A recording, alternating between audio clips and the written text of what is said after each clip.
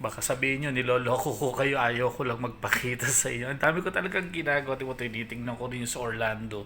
Nagsasagot ako ng email. Ito, kakatawag lang nito kanina. At saka nito, kakatawag lang yan.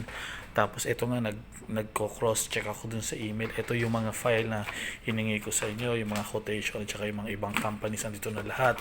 Ready na sa table. Yung computation, andyan na rin lahat, oh. Yung nag-aantay yan. Tapos ito, lahat yan, mga kausap ko yan araw-araw.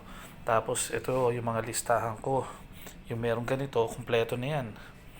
Kumpleto na yan. May mga quotation na yan. Yan yung mga list namin. Yung para sa facility.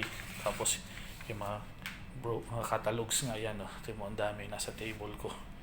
Lahat. Si Max na lang talaga ang inaantay. Ang bagal kasing kumilos nun.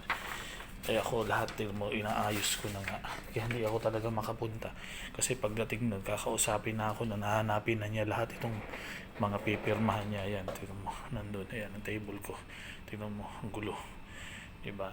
Kaya sabi ko sa inyo, hindi na talaga ako makaalis nga. Ayun. Sensya na talaga. Sa Friday pupunta ako dun.